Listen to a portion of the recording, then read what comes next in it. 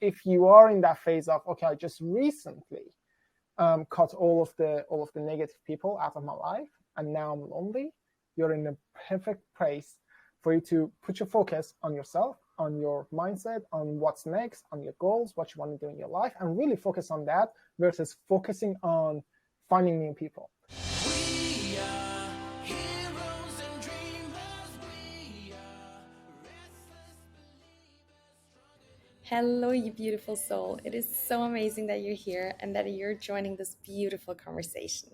My guest today is Omid Yalie, who is a coach for coaches. In this episode, he's sharing his own entrepreneurial journey. He's sharing how you can make important decisions and also how you can have the courage to follow your dreams.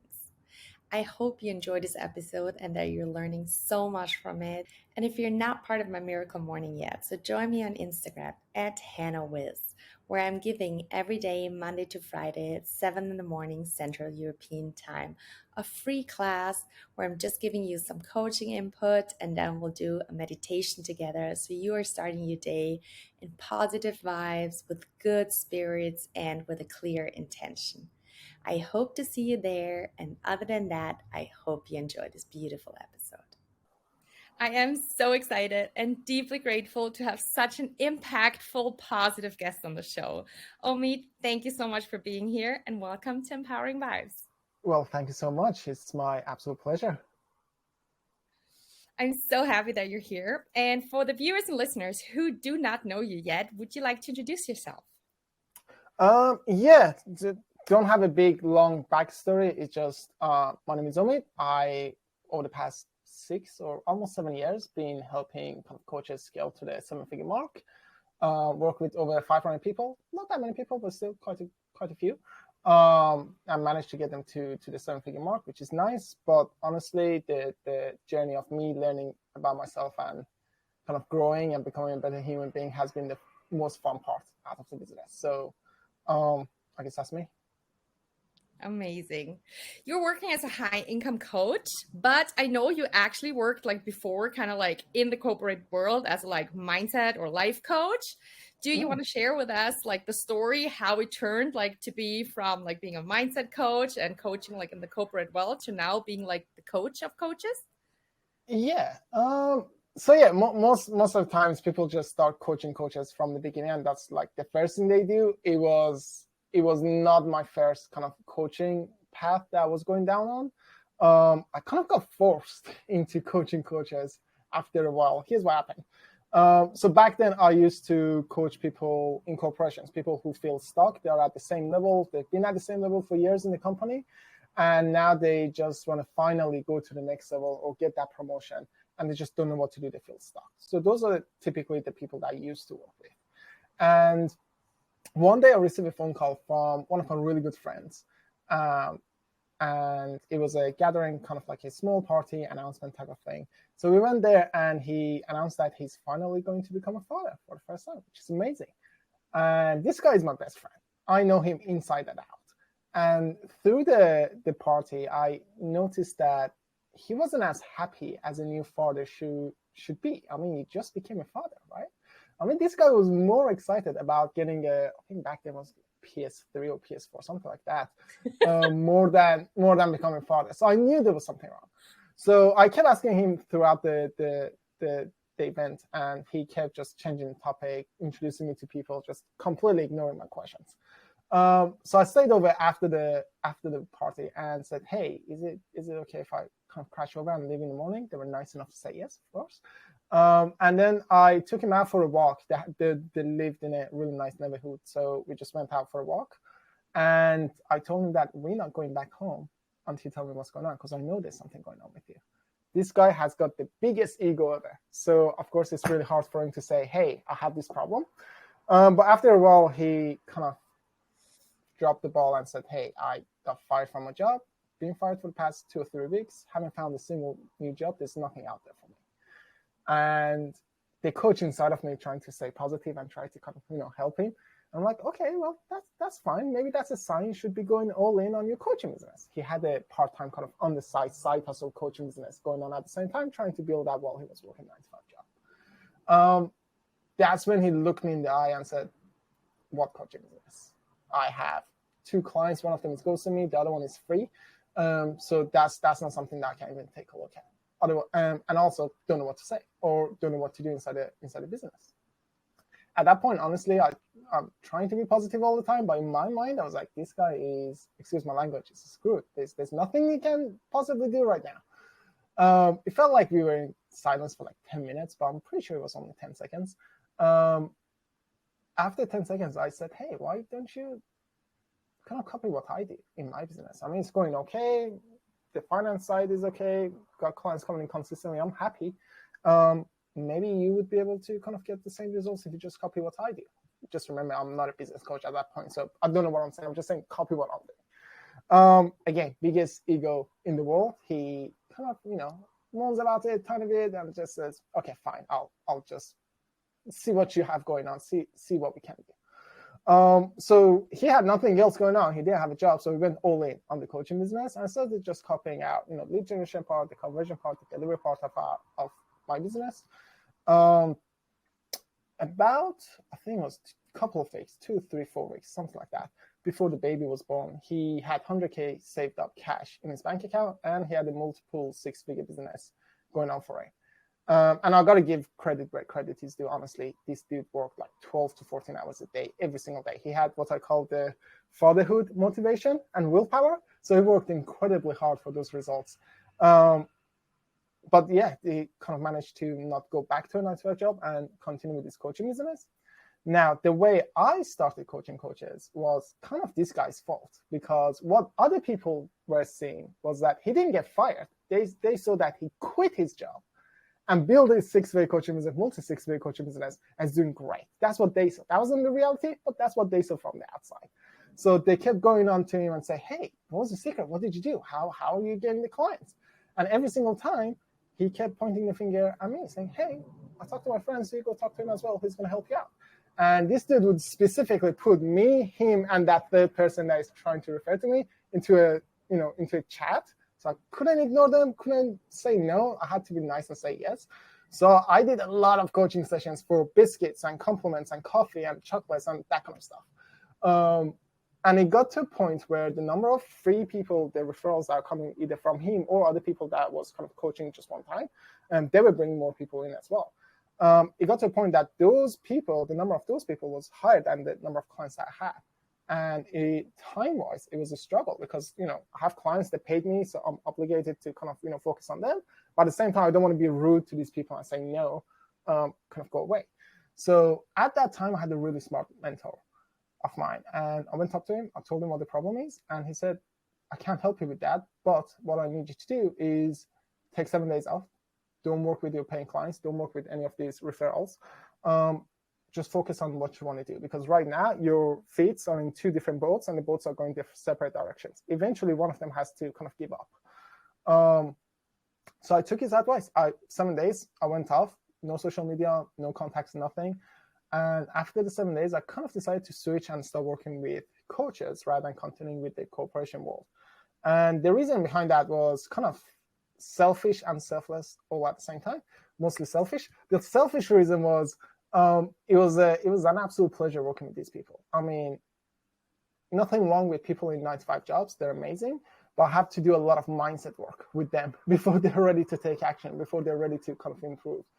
Coaches already come with the mindset. They already come with all of those kind of mental preparation that they need to have. All they need is the right structure and systems, and they get the results. So that was kind of easier for me and less hassle for me to kind of coach these people. So that was one of the reasons I went with coaches, and it was a more kind of positive environment instead of rather focusing on all of the negatives of the life and trying to change mindset. It was everything is great, but how can we make it better? So that was one of the reasons. The other reason was when I was helping people in corporations, the maximum kind of impact that I had on somebody was them getting promotion and making extra 20, 30, 40, 50,000 a year, right? Which is great. But when I was working with coaches, the impact never stopped because yes, their life changed. So the entire family's life changed. That's great. But also the clients they were coaching. It was the ripple effect that I really, really enjoyed. It wasn't just about the money. It was also the ripple effect. So that's how I kind of say I got forced into coaching coaches at that point. And that was, I guess, almost 7 years ago. Amazing. I love that story. If you like, so many people are so afraid to make the wrong decisions. You already shared a little bit like the process, okay, like kind of like the reasons why you navigated towards that. But I would like to zoom in a little bit and like, how exactly did you make that decision? Was it like an intuitive thing, or did you like do pros and cons, or how did you know like this is your path to go? Right. I have a series of questions that I ask myself anytime I gotta make a really, really big decision, like moving countries, changing my job or niche, or going to university, not going to university, which was one of the decisions I had to make back then. All of these big decisions that every time I make, there are a series of questions I ask. I did not come up with these questions, so I don't want to take credit. I stole this from Alex Hormozy. I don't know if he came up with it or he stole it from somebody else. But that's where I learned it from. And the questions go something like this. I kind of adjusted it for myself because to my brain, this makes more sense. His questions may be a tiny bit different. But the way I kind of take a look at it is I take a piece of paper, divide it into 3 sections. One of them is best case scenario. If everything goes well, nothing goes wrong, everything goes even better than I expect, what are the results I'm going to have because of this change, because of this decision? Best case scenario, write it down. Then I go to worst case scenario on the left-hand side of the page. If everything goes wrong, nothing goes right, all the bad things that could happen do happen, would I be okay with that? If that does actually happen right now, would I be okay? And then in the middle, I would write the most realistic scenario based on my expectation, based on my situation, based on what I've seen other people do. Most likely, what's the scenario? And then once I have those 3 scenarios, best case, most likely, and then worst case, I look at the best case scenario and say, is it worth going through all of this hard work to get to that best case scenario? Meaning, if I put all of this hard work in and achieve that best case scenario, would I be, over the moon happy? Would I be say, you know what, it was worth it, I made the right choice? The answer typically is yes. Then I look at the, most likely scenario. If the most likely scenario happened, if I still go through all of the hard work, all of the struggles that this decision brings, and get to the most likely scenario, am I still happy? Am I still satisfied with the decision that I made? If the answer is yes, that's a check mark. If the answer is no, that's a big X. And then the worst case scenario, if the worst case scenario happened, would I be okay? If based on those 3 answers, I get 3 checks, then I don't really think about it. I'll just go for it because it makes sense. The risk is low, the reward is high. I'm happy with any of the scenarios, so let's do it anyway, instead of having the regret of what if. But if one of them is a check mark and 2 of them are like, I don't want to do this because it's an X, because I'm not okay if it fails, then I either think about it longer and do more research, or I just put it aside and don't do it at all. So usually that's the process I go through every single time I'm going to make a decision that is like, I don't know what to do. I always take a piece of paper, 3 scenarios. Would I be happy with the ultimate scenario? Would I be okay with if it fails? And would I be satisfied if it goes, most likely? If the answer is yes, then I'll do it. Beautiful. Thank you for sharing. I did 2 weeks ago, I think, with Tony Robbins, the Time to Thrive Challenge. And there was an interview with Matthew Mcconaughey. And that stuck with me so much because at that time, they asked him, what is his motivation? Why is he doing it and so on? And he was like, I just don't want to lay at night and not know what if. And that's exactly what you just said, this whole okay, regretting not doing it and so on. So I find this is such a beautiful motivation. Perfect. Yeah, it's one of those things, no matter how hard the decision is or all of the consequences of the decision, it's still going to be less than the thought of what if I did do that? And then my life could have been different. Because you only get one chance. So absolutely. You said before, if so, let's say it's 3 check marks, you just go for it. And then, okay, the other thing, you research a little bit, you then do it.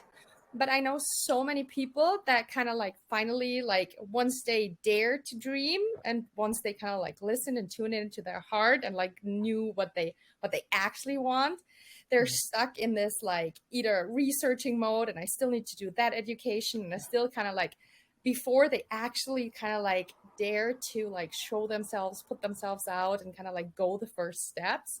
Do you have any advice for somebody listening who already knows like their dream, their goal, but they're kind of like too afraid and too like not yet in the point where they feel like, okay, I gotta start? Yeah, it's well, the short answer is just do it. But that doesn't really help, because it's like, well, I know I got to do it. If I could do it, I would have done it by now. I wouldn't need help, right? So the number one thing that helps me, I don't know if this is going to help anybody at all whatsoever, but this helps me a lot anytime I get to a point of, oh, I don't know if I should do it now or take more time, research, prepare more. I always take the time and prepare, meaning I'll write down a list of things I need to do in order for me to take the action. Then I actually do the list rather than doing the action. Because doing the action, like, going for it, quitting the job, starting a business, whatever it is, that's the scary part. So I procrastinate on that purposefully, and then I'll make a list of everything that I need to have, for example, to start a business. All the research that I need to do, all the requirements that I need to kind of check before I start a business, and I start with those. When you get started on that list of you preparing for this change, it actually gives you momentum. And then you're going to build so much momentum once you check those things off, that by the time you get to a place where you've got to make the decision of switching, you're just going to naturally do it. And you're going to feel so much more confident taking that action because you actually took the time to prepare for this change that's coming up. So I know the common advice out there is just do it, go for the change. But it's always better to prepare for the change and be confident about it rather than kind of, be shaky and not confident and go towards the change and almost all the time not working out because you didn't prepare. Not because it was a bad decision, but because you didn't prepare. So if your gut feeling or your brain is telling you that you need to have this, and this before you make that change, do those 3 things before you make the decision.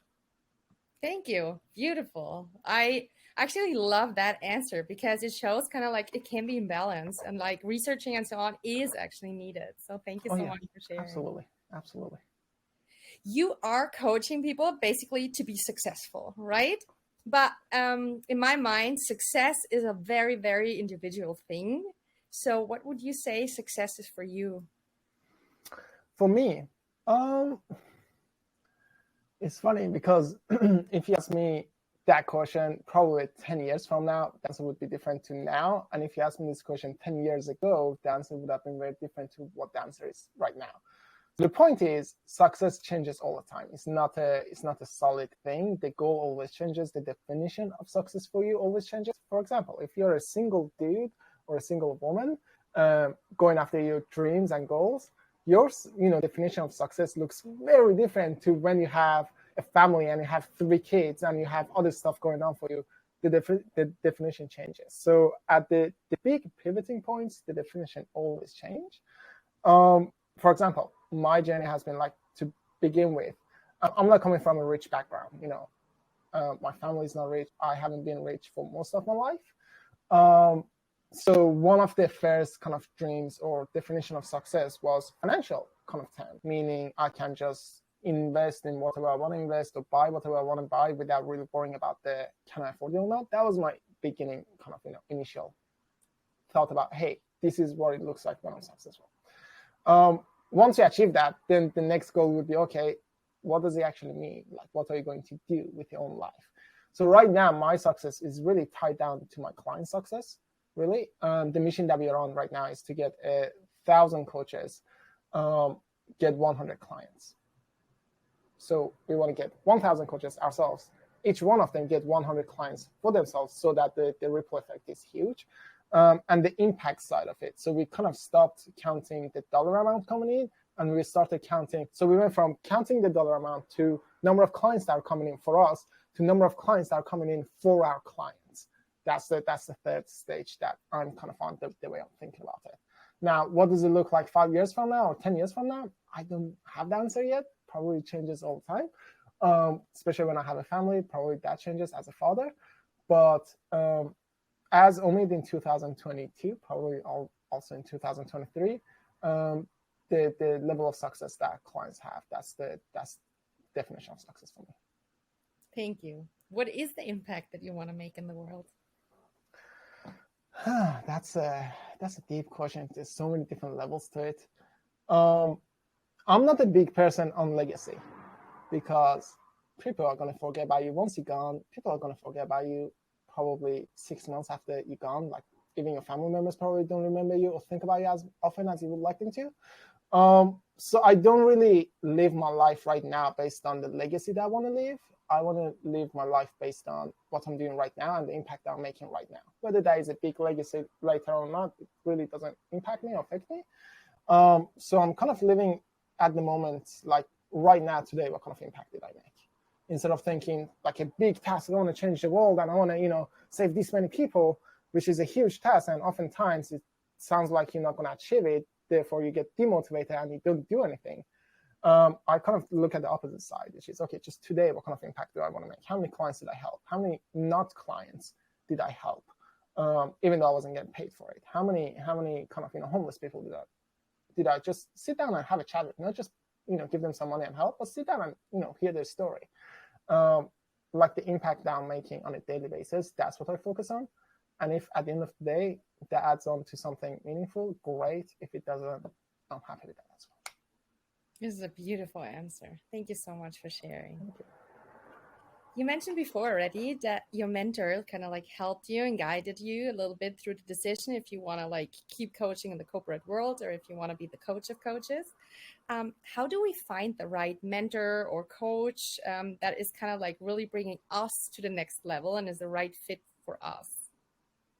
Yeah, of course. That's I've had my fair share of, let's not say bad mentors, but mentors that were not a good fit. Let's just say that.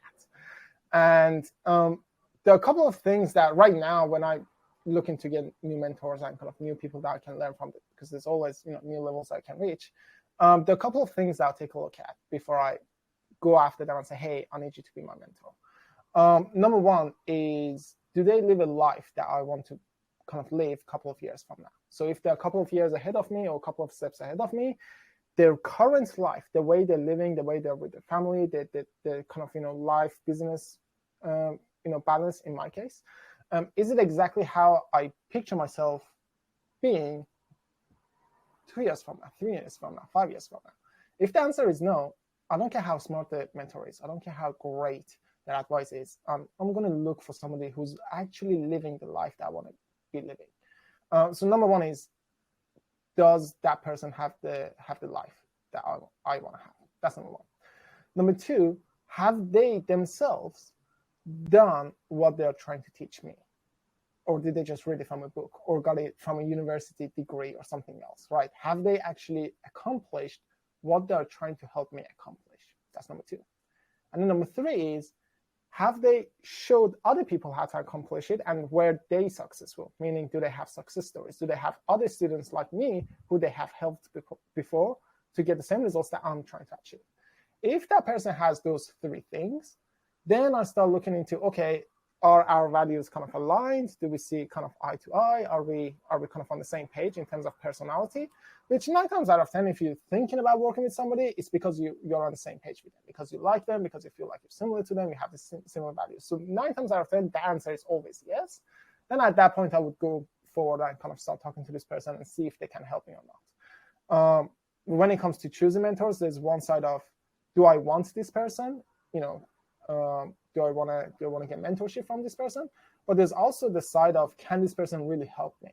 So the side that you decide, do I want this person, is the side that we just talked about. And then the rest of it is really up to that person to say, you know what, I think I feel confident enough to say, yes, I can help you.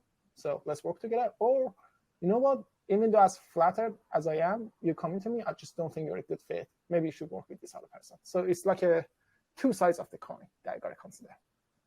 Thank you. Thank you for sharing. You mentioned the life that you want to live, kind of like, what is your vision of your life? Like in all areas of your life.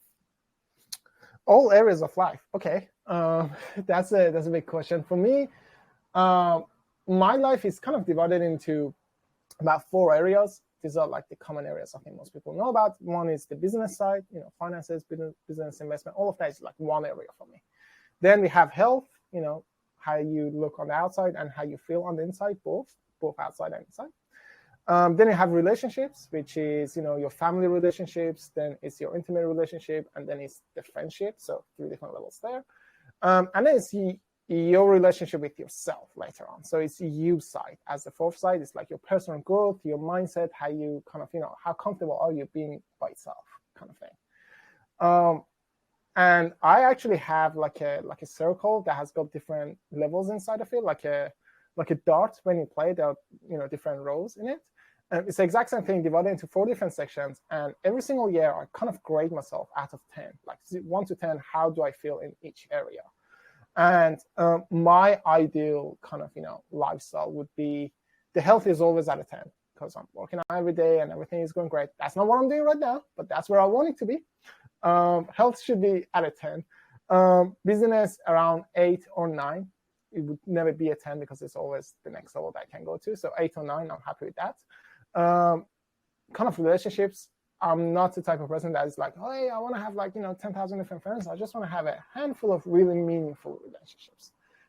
So that should be like a 9 or 10 with a handful of people. And then relationship with myself would always be at a 1 out of 10, because I see this is where I am. That's where my potential is, and my potential is always 10 times more than where I am, no matter how hard I work on it. So that's always going to be 1 out of 10. The moment I say, oh, it's actually 3 or 4 or 5 out of 10, that's me being delusional and not really counting on the potential that I have. So the side of myself is 1 out of 10. Everywhere else should be 8, 9, or 10 out of 10. That's ideally where I want it to be. Is it there? Not even close. Not even close. So work in progress, I guess. We're all a work in progress. And it's nothing like to have a vision like this that keeps us going every day and that keeps us getting up and something to be excited about. And that's why I find vision so, so important. And that's why I appreciate you sharing so honest and openly your vision. So thank you. Absolutely. Absolutely. If you say 1 out of 10, how do you manage not to beat yourself up? Because I've experienced with the people that I'm working with, or also my friends and so on, so often this personal growth journey that people start to kind of feel bad about where they are once they're aware of, let's say, having limiting beliefs about money or I'm not good enough and so on. And then it starts to be actually, instead of a journey that helps us grow, it starts to be a vicious cycle of beating ourselves up that we're not there where we want to be. How do we manage to see ourselves as a 1, wanting to be a 10, but being okay where we are without feeling bad about being a 1? How do you manage that? I'm not going to say that I do manage it all the time, because as a human being, sometimes you just want to feel sorry for yourself and where you are compared to where you want to be and all of those things. With that being said, there are certain things, routines that I have in my life that just makes it easier for me to see the positive side rather than the negative side. For example, every Monday I jump on a call with my clients and we plan the entire week. We call it Momentum Monday. It's the day that we're going to build some momentum for the rest of the week, plan the week, answer all of the questions. Everything is great. And there's a ritual that we go through in the morning to plan our week. One of the parts of that ritual is writing down the top 3 wins that we had over the past week. Even if it's been the worst week of your life, what are the top 3 things that put a smile on your face, or you're proud of, or you made progress in? What would you consider as a win? Just come up with 3 of them. And typically when you do the exercise at the beginning and you've never done it before, it is one of the hardest things to come up with, because your brain will come up with 0 things. You really have to think for 30, 40 minutes to come up with 3 things. But as you do the exercise more often, then it just becomes really kind of natural, second nature to you, for you to come up with 2 or 3 different things that you're grateful for. And it's the same concept that people say, journal every night or every morning and write down the things you're grateful for. I just do that on a weekly basis with all of our clients. And because it's a ritual that we all have to go through, I don't skip it, I don't procrastinate, I just go with the flow. And that helps a lot. But with that in place, still some months or some weeks or days, I'm like, business is not where I want it to be. I'm not where I want it to be. Health is not where I want it to be. Relationship is not where I want it to be. Whatever else that is, I have a big vision for, it's not where I want it to be. I always take a look at where was it 6 months ago. And more often than not, 6 months ago, I was dreaming about where I am right now. Yet right now, even though I have that level, I'm dreaming about the next level and not being grateful for the level that I am right now. So those moments, I literally just sit down for 5 minutes, no distractions. I start writing down my situation in that particular area that I'm unhappy with 6 months, 12 months, 2 or 3 years ago. I keep going back and it keeps getting worse and worse and worse and worse. And I'll take a look at where I am right now. I'm like, wow, that is a huge, huge difference. It doesn't feel like it, but wow, I have come a long, long way with this thing. And at that point, I'm kind of proud of myself, giving myself a pat in the back and kind of go back to the daily stuff that I got to do. Those two things have helped me quite a lot with when I don't feel I'm as accomplished as I want to be. Thank you. This is so important that you shared this, and I can 100% agree. I started building, I built my company Yoga Junkies, I think like in 4 years ago. And back then I had on Sunday a reminder of like, look back and be proud of yourself. It's still like every Sunday popping up. And I do the same every Sunday. And I'm also like, I tend to like, oh no, I'm not where I want to be, blah, blah, blah. And every time this reminder pops up and I manage to look back, I'm like, oh my gosh, I've grown so much. So thank you so much for sharing this, because I think this is a really concrete tactic that the viewer or listener can put into his life. And it helps, it makes a tremendous impact, even though it's just like 10 minutes of your week. Oh yeah, absolutely. Another thing that helps me a lot, and this is one of those simple things that's really hard to do. It's one of those. It's not hard. It's not complicated. It's easy, but it's hard to do. Is to have a group of people. It could be 2 people, 1 person, half a person if you can find half a person. It doesn't matter how many people we have in that group. It's just a group of people that always support you and kind of, try to give you more energy and remind you how amazing you are. When you have that group of people that you're kind of meeting on a daily basis, weekly basis, whatever frequency you can kind of manage, all those doubts, fears, second thoughts in your brain kind of goes away and gets replaced by what this group is saying to you or their opinion about you. If you really respect them and look up to them and they have a really nice opinion about you and they think you're doing amazing, you're naturally going to feel great about yourself. So having those really positive people to surround you 24/7 and kind of, give you the emotional support when you need it has been a game changer for me. Again, it's simple to do, but not so easy to make it happen. So if you don't have it right now, don't feel too bad. Over time, just be conscious of who you're surrounded with, and hopefully that puts you in a better mood. Absolutely. There's the saying, you are the 5 people you surround yourself the most. And I can 100% agree. 100%, yeah. And I also know that a lot of people in my community or that I'm working with or so on have like noticed, okay, there are lots of people who are not doing me good, who are hurting my energy, who are like, and they started to like cut certain people out.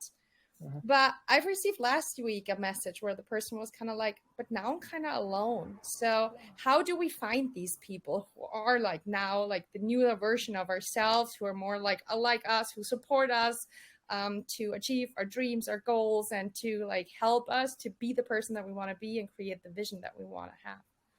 Yeah, 100%. Before I kind of share the ways that I find those people around me, it's really important the moment you start cutting those kind of, let's just call them toxic people around you, or reducing your time with them at least. Sometimes you can't cut them out because it's a family member or something else. So you can't really cut them completely. You just have to reduce the amount of time you spend with those people.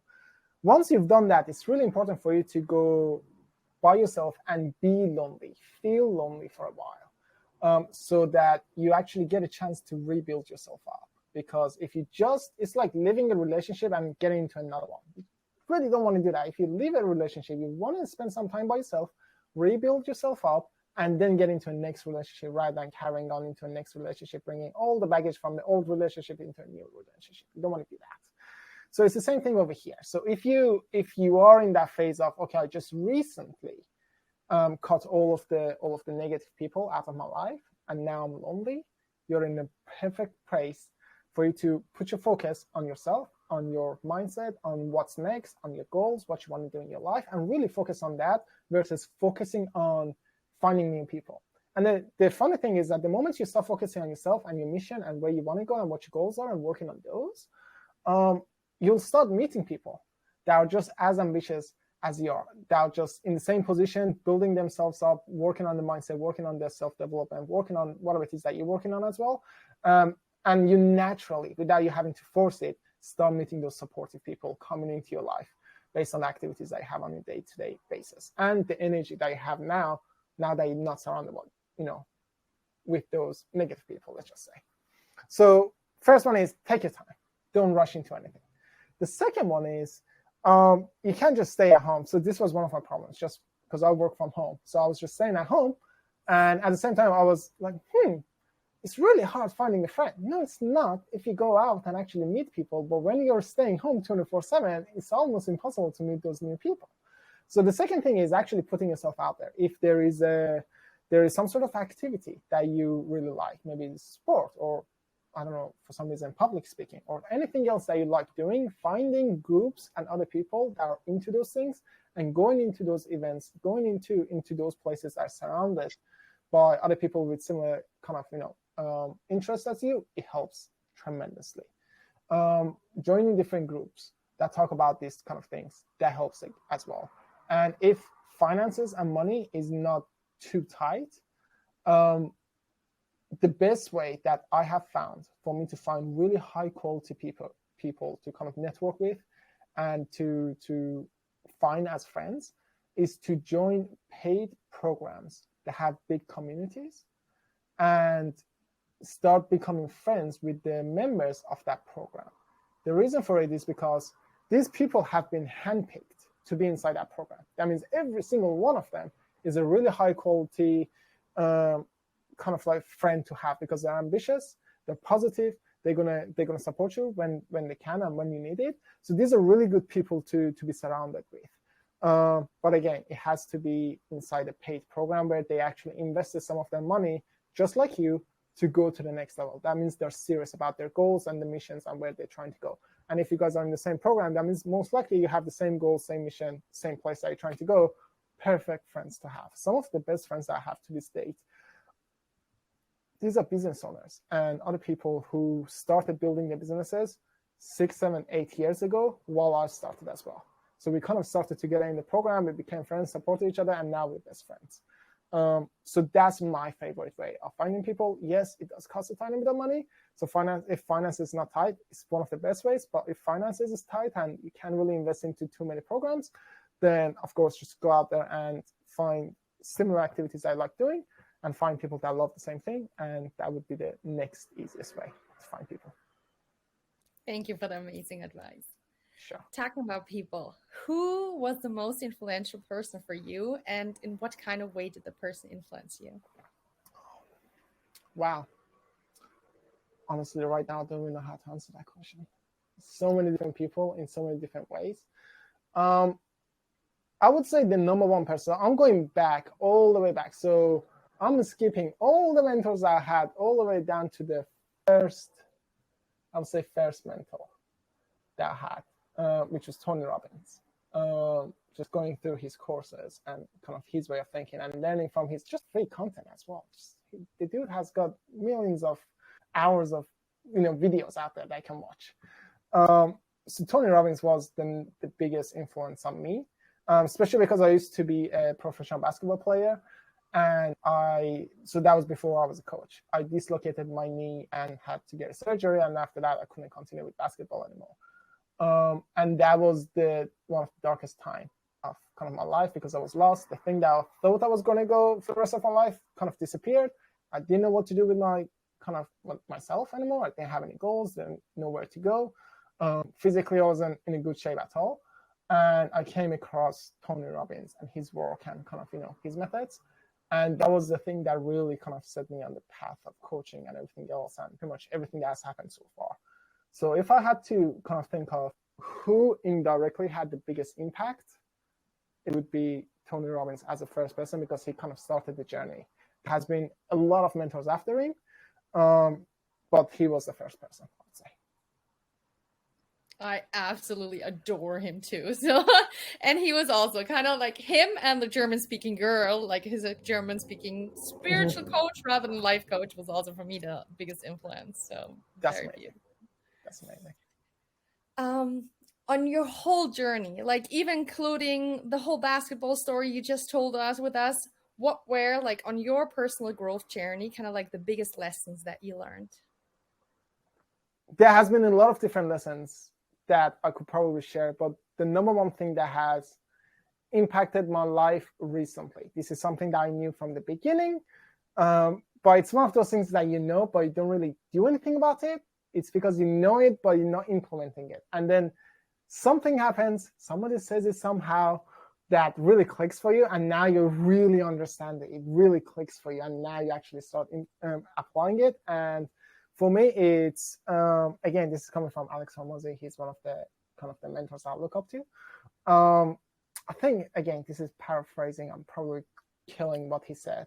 Not even close to what he said. But overall, he said something like, when you can do something repeatedly without expecting any results out of it for an unreasonable amount of time, you actually get to a place where you can have everything that you want to have. And the number one thing that I've noticed in my journey over the past 6, 7, 8 years that kind of slowed me down or stopped me was me not continuously doing something, not being consistent with something because I didn't see the results coming in when I expected it. And if I just continued doing the repetition rather than focus on the outcome, just putting in the work, the things I got to do on a daily basis and not worry about the outcome, if I just did that, I would probably have a few more kind of big wins in my life. And I've noticed that in my kind of, personal life, in health and kind of working out in business and everything, like it affects everything that you do, whether it's you're trying to learn music or trying to build a business, doesn't matter. It's if you continuously, consistently, every single day put in the work without expecting the outcome, eventually you can have everything you want to have if you just continue for an unreasonable amount of time. And it's one of those things that I keep kind of drilling to my clients as well. So hopefully it kind of clicks for them too, the way it clicked for me, because recently I have been consistent with the things that I wanted to be consistent. But the thing that allowed me to be consistent was focusing on the journey and doing the thing, not the outcome that I always wanted to have, even though the outcome is nice. And that has made a huge impact in not only the results that are coming in, but also the way I feel about my progress. Because regardless of what the outcome is, regardless of how this month or next month or last month has been, I put in the work. That's a win for me. So I would say that's the biggest lesson that I can share with anybody at this point of my life. Thank you. Amazing. And it's actually never about the outcome. It's about kind of like the person that we're becoming on the journey to, and kind of like, can we trust ourselves to do what we say, what we do? And that is just this self-esteem and self-respect. And that's kind of like what it comes down to when we lay at night in bed by ourselves, or like even if somebody lays next to us, but it's kind of still we're in our own energy at the end of the day. And that's what it comes down to. If we say like, hey, I'm proud of what I did today, I'm proud of the person that I am, or not. So thank you so much for sharing. Perfect. Absolutely. My pleasure. I could ask you so many more questions, and I would love to talk to you longer. And I'm so grateful for your time here, and that you shared so open and so honest, all your journey, everything that you learned. And I love how you put everything into concrete tactics. So thank you so much for sharing this. I'm sure there's so many people listening and watching who could take so many nuggets of wisdom out of this conversation. So thank you so much for your time. It was a beautiful conversation, and I love to connect with you. Oh yeah, absolutely. Let's do this again. Had the best time ever. And hopefully the past 30, 40, 50 minutes has been kind of valuable for whoever is listening. Whatever it is, just take action on your dreams and you'll be just fine. Thanks so much, guys. For somebody wanting to work with you, connect with you, just watch more, get more of your wisdoms, where can we find you? Right. So a couple of ways. I would love to just give to your audience the best things that I kind of have created over the past 6 or 7 years. And over the time doing all of these podcasts, I always struggled to share everything because I didn't have one place to put everything to give it to you.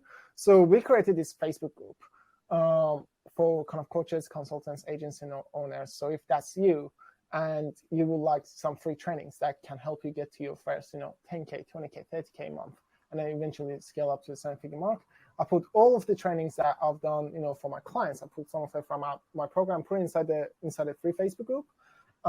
It's called the High Income Coaches. So if you just join the Facebook group and let me know that you're coming from this podcast, I will personally send you some links and tag you under certain posts that I think would be super valuable for you guys. There's no catch. You don't need to give me your name or email address or phone numbers. I don't want any of those things. Just join the group, enjoy the trainings, and anytime you have any questions, send me a message. I'm happy to kind of jam about it over chat and be as helpful as I humanly possibly can. I will link everything in the show notes. And again, thank you so much for your time. It was a pleasure. And yeah, just thank you. Absolutely. It's been my pleasure. Thanks so much. Now, I would like to know from you, what was your biggest takeaway and how can you put it into action starting now? Leave a comment below or hop over to Instagram at HannahWiz_ and leave a comment under the post of today's episode. Thank you so much for watching. I hope you enjoyed this episode and never forget to shine your light. We are heroes